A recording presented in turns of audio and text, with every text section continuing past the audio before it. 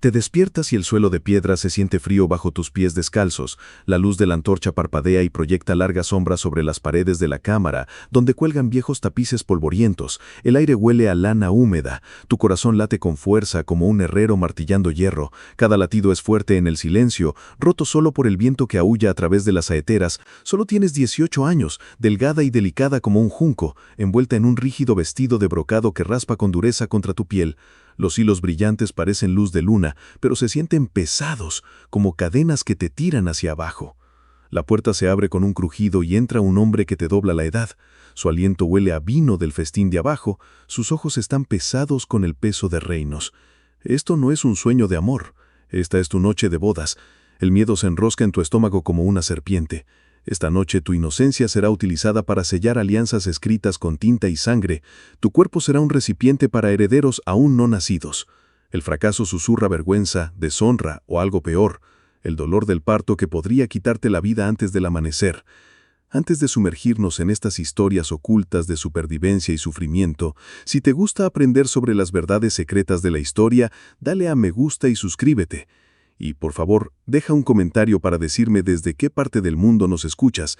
Me parece increíble que estemos explorando juntos estas historias antiguas de tantos lugares, conectados a través del tiempo y el espacio por la curiosidad por el pasado.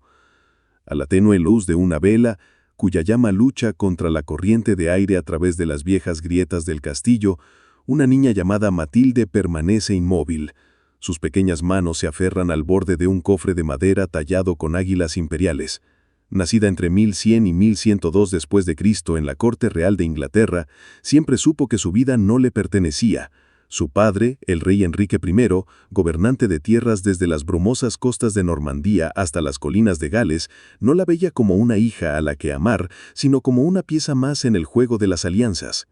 Para el año 1109 después de Cristo, cuando apenas tenía 7 años, llegaron enviados del Sacro Imperio Romano Germánico con una propuesta de matrimonio del emperador Enrique V, un hombre de 20 y tantos años, curtido en batallas y ávido de poder. Quería unir su imperio con Inglaterra mediante el matrimonio. El compromiso se selló en Utrecht el 10 de abril de 1110 después de Cristo. Matilde fue enviada a través del Canal de la Mancha hacia Alemania, una tierra de frondosos bosques y altas catedrales, donde el aire olía a pino y los martillos de los herreros resonaban en guerras interminables. Con el arzobispo Bruno de Treveris le aprendió el duro idioma alemán, las complejas danzas de la vida cortesana y el peso de una corona que la esperaba. Pero tras las lecciones de oraciones en latín y finas sedas bordadas, el miedo crecía en su interior. Nunca lo dijo en voz alta, ni siquiera a los santos de piedra de la capilla. ¿Qué niña podría entender lo que se esperaba de una esposa? Entregarse a un desconocido, en una rueda sin privacidad, con gente escondida tras cortinas para demostrar que el matrimonio era real. La boda se celebró el 7 de enero de 1114 después de Cristo en la gran catedral de Maguncia. Los arcos se elevaban como las ambiciones de los hombres que la planearon. Matilde, que entonces tenía 12 años, caminó hacia el altar con un vestido de terciopelo carmesí, con un grueso hilo de oro que le dejaba la piel en carne viva. Su velo era una fina barrera entre ella y los nobles que la observaban, reunidos desde todo el imperio. El aire estaba cargado de humo de incienso que se enroscaba alrededor del altar. Los votos se intercambiaron en latín, palabras que conocía pero que no entendía del todo. Enrique V, alto y severo, con el rostro marcado por las cicatrices de la guerra, le tomó la mano con un apretón de posesión, no de amor, mientras las campanas repicaban en el valle del Rin. La procesión se dirigió al Palacio Imperial. Hubo festines de jabalí rezado y vino especiado, pero en el fondo reinaba la tensión. Esa noche, en una cámara decorada con tapices de conquistas, llegó la realidad. Los sirvientes desnudaron la cama, preparándose para el ritual que probaría su pureza y su fuerza. Era una costumbre obsesionada con los herederos. El pulso de Matilde se aceleró. Su respiración era superficial mientras el aire frío le ponía la piel de gallina. El emperador, con el aliento cargado de carne, se acercó hacia ella con el derecho de un hombre acostumbrado a mandar. Ningún registro habla de sus lágrimas o protestas. Estas fueron borradas, pero el desequilibrio de poder era evidente. Era solo una niña, 12 años, entregándose a un hombre de 28. Su cuerpo no estaba preparado para lo que se le exigía. Para el imperio, esa noche selló una alianza. Pero para Matilde puso fin a su infancia. Fue la primera cicatriz en una vida llena de política. Años después, cuando Enrique V murió sin descendencia el 23 de mayo de 1125 después de Cristo en Utrecht, dejando a Matilde viuda a los 23 años, el matrimonio vacío la atormentaba. No había tenido herederos, quizá por su corta edad, quizá por la precaria salud de Enrique tras años de guerra. Cuando regresó a la corte de su padre en Normandía, ostentaba el título de emperatriz, pero era solo una corona vacía, lo que acentuaba su soledad. En la corte se rumoreaba que su esterilidad era una maldición. Esa vergüenza se convirtió en su determinación para las futuras luchas por el trono inglés. Sin embargo, en esas primeras noches, recostada entre sábanas de seda, temía más que el dolor. Temía no tener hijos varones, el único deber que exigía en las dinastías. Era una carga que moldearía todo su legado. Al otro lado del canal, en los soleados viñedos de Aquitania, otra joven heredera corría el mismo destino.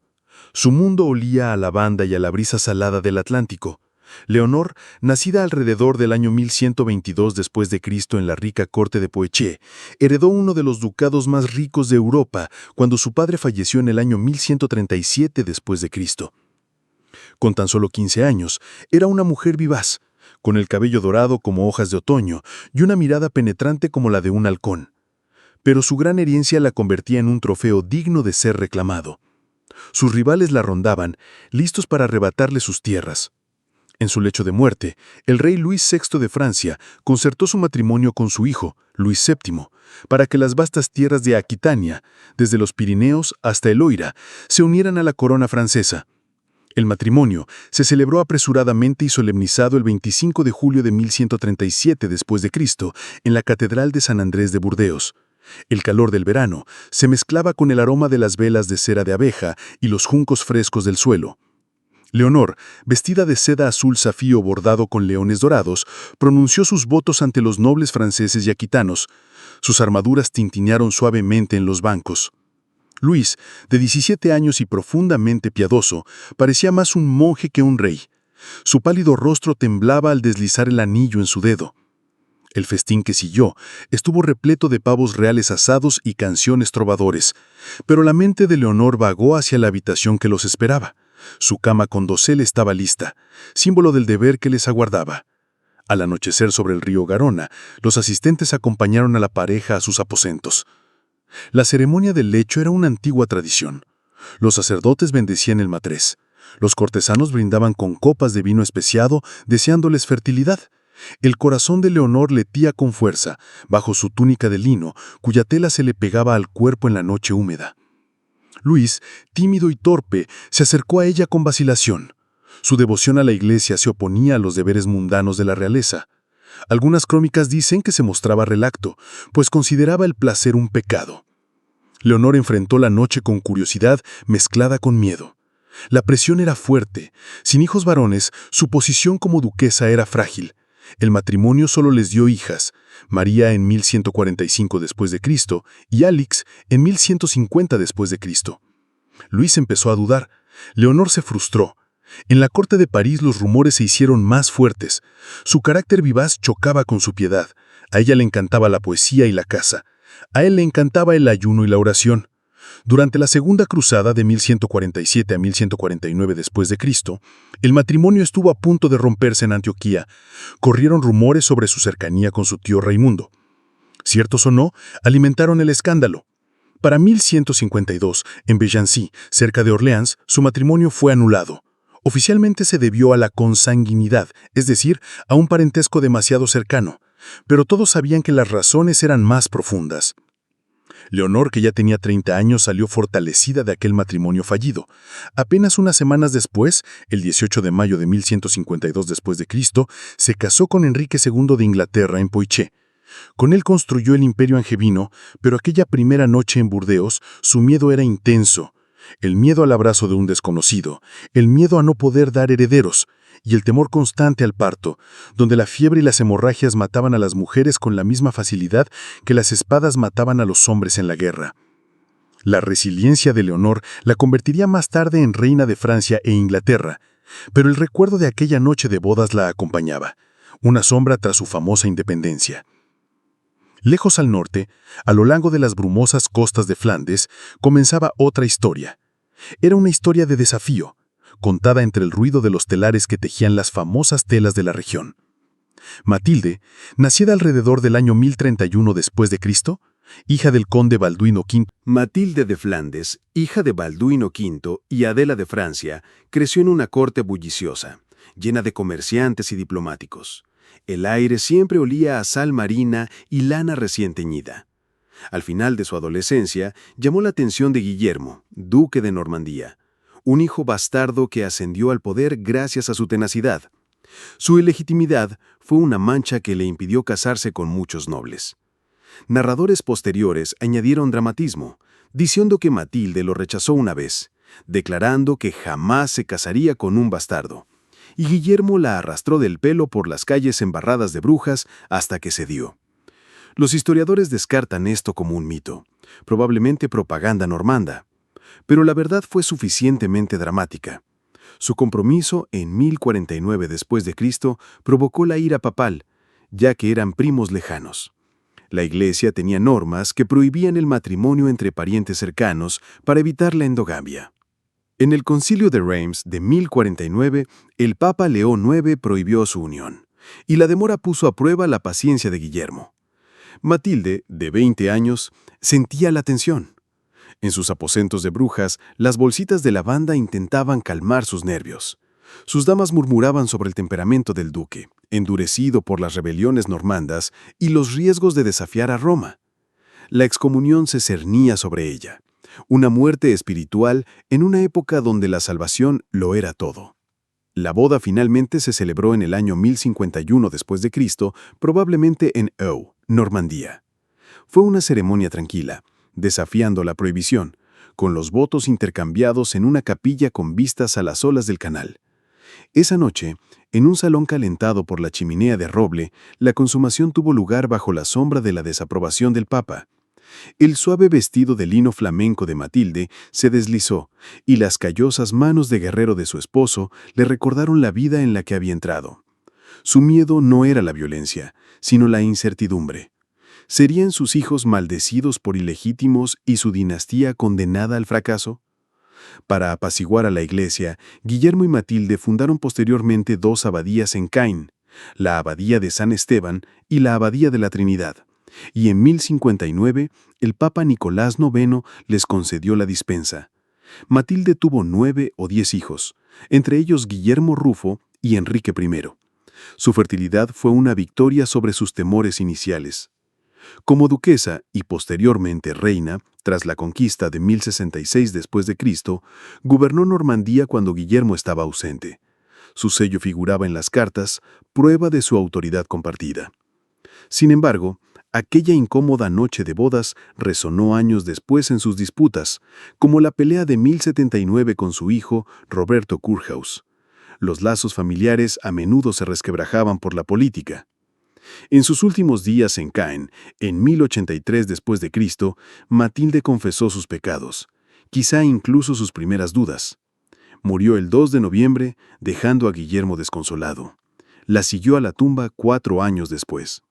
Ahora hacia el este, a París, sus magníficos salones repletos de especias de puertos distantes, las aguas del Sena acariciando los muelles de piedra.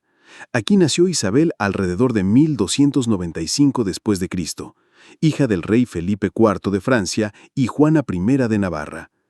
Criada en el Louvre, con jardines floridos y música en el aire, era rubia, inteligente y estaba destinada al trono. Para 1307, después de Cristo, su destino estaba sellado. Se casó con Eduardo II de Inglaterra con el fin de calmar las tensiones sobre Gascuña, las últimas tierras inglesas en Francia. A los 12 años, Isabel cruzó el canal en enero de 1308. Su barco luchó contra tormentas invernales antes de atracar en Boulogne-sur-Mer. El 25 de enero, su boda se celebró en la catedral de la ciudad. El aire estaba cargado de incienso y los caballeros relucían con sus armaduras. Isabel lució un vestido plateado con un velo de gasa mientras pronunciaba sus votos con Eduardo, que entonces tenía 23 años. Era apuesto, con rasgos Plantagenet suavizados por su amor por el teatro y las artes. Pero la alegría se agrió rápidamente. En el banquete, Eduardo colmó de regalos no a Isabela, sino a Piers Gaveston, su favorito. Incluso sentó a Piers a su lado, dejando a Isabel al margen. Sus tíos se enfurecieron por el insulto. Esa noche, en una habitación calentada por braseros de carbón, los asistentes oficiaron la ceremonia del lecho. Se corrieron las cortinas alrededor de la cama y los sacerdotes murmuraron bendiciones. El miedo de Isabela era evidente, la corriente fría de aire en su piel, el peso de la indiferencia de Eduardo. Su mirada miraba a lo lejos, como si estuviera fija en otra persona. Las crónicas dicen que su devoción a Gaveston significó que el matrimonio no pudo haberse consumado esa noche. O, si lo fue, la dejó insatisfecha. Los rumores políticos pronto se hicieron más fuertes. Sin hijos varones, la posición de Isabel era precaria. Su cuerpo era vigilado constantemente para detectar signos de embarazo. Finalmente nacieron los hijos. Eduardo III en 1312 en Windsor y 3 más. Pero el resentimiento persistió.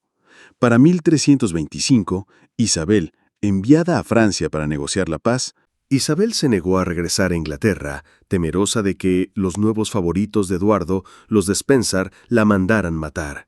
En cambio, se alió con Roger Mortimer e invadió Inglaterra en 1326. Juntos, depusieron a Eduardo II y gobernaron como regentes hasta 1330 después de Cristo, cuando su propio hijo tomó el poder.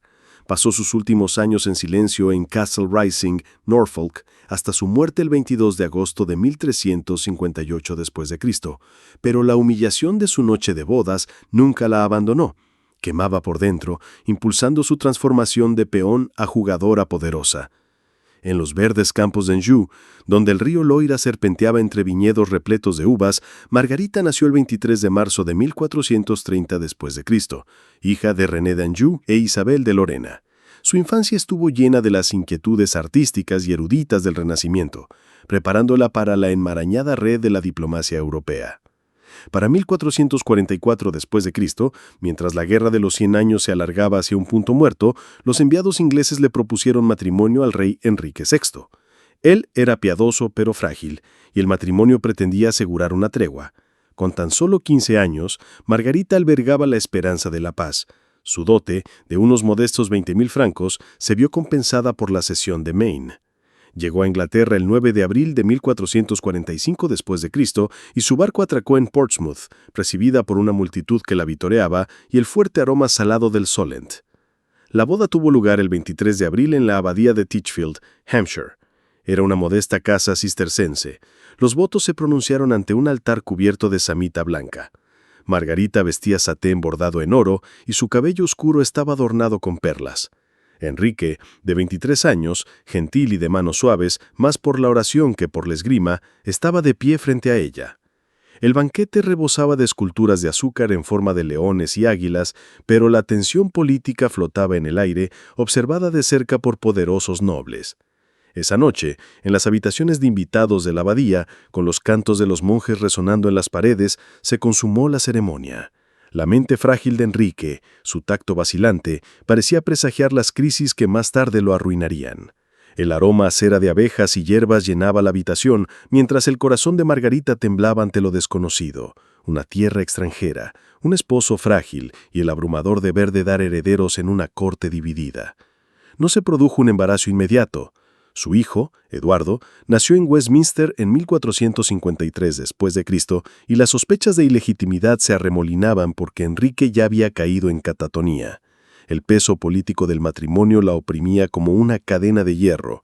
Para 1455 después de Cristo, actuando como regente durante la locura de Enrique, convocó consejos en Coventry, decisiones que contribuyeron a desencadenar la Guerra de las Rosas. La derrota en Tewkesbury, en 1471 después de Cristo, resultó en la muerte de su hijo, el asesinato de Enrique y el encarcelamiento de la propia Margarita, hasta que fue rescatada y llevada a Francia en 1475 después de Cristo. Murió en la pobreza el 25 de agosto de 1482 después de Cristo. Los temores de su noche de bodas habían florecido en una vida de guerra, su determinación forjada en el fuego de esa primera vulnerabilidad. En las marcas galesas, donde la niebla se aferraba a los valles como un sudario, comenzó la historia de otra Margarita, Margarita Beaufort. Nació el 23 de mayo de 1443 después de Cristo, en el castillo de Bledsoe en Bedfordshire. Descendiente de la línea legítima de Juan de Gante, heredó grandes propiedades, lo que la convirtió en una pupila preciada. En 1455, el rey Enrique VI le entregó en matrimonio a su medio hermano Edmundo Tudor, conde de Richmond, para fortalecer la causa lancastriana. Con tan solo 15 años, Margarita se casó con Edmundo el 1 de noviembre de 1455, probablemente en su mansión de Lampay, Pembrokeshire. La ceremonia fue sencilla, celebrada en medio de la agitación yorkista. La habitación estaba en tinieblas, iluminada por velas de junco en soportes de hierro y olía a humo de turba y romero seco. Edmundo, de 24 años y curtido por la batalla, consumó el matrimonio rápidamente, con la urgencia alimentada por la necesidad dinástica. El terror de Margarita era real y crudo, el dolor de su joven cuerpo, el sudor frío en la frente, el miedo a lo que este acto significaba para su vida. Embarazada a principios de 1456, enviudó a los pocos meses cuando Edmundo murió de peste el 3 de noviembre en el castillo de Carmarthen. Sol en el castillo de Pembroke dio a luz el 28 de enero de 1457. Con tan solo 13 años, el parto casi la destruyó, dejándole cicatrices que la dejaron estéril para siempre. Su hijo fue el único hijo. Enrique, futuro rey, un milagro nacido de trauma. Se volvió a casar 2 veces por seguridad, con Enrique Stafford en 1458 en el castillo de Maxstock y luego con Thomas Stanley en 1472 en Knowsley Hall. Con astucia y paciencia, guió el ascenso de Enrique al trono. A su muerte, el 29 de junio de 1509, en Westminster, había moldeado Inglaterra Tudor y fundado universidades, pero la sombra de su noche de bodas nunca se desvaneció. Fue una prueba de las crueldades más duras de la época. Estas historias, extraídas de los hilos de la historia, revelan los horrores silenciosos tras las coronas. Reinas atadas por deber se enfrentaron a noches de bodas atormentadas por el miedo, sus cuerpos intercambiados por poder, sus espíritus puestos a prueba por la expectativa. Sin embargo, de esta oscuridad surgió la resiliencia. Sus luchas resuenan a través de los siglos, recordándonos que incluso en el silencio de una alcoba medieval, el corazón humano siempre ha latido contra las cadenas, desafiante en la noche.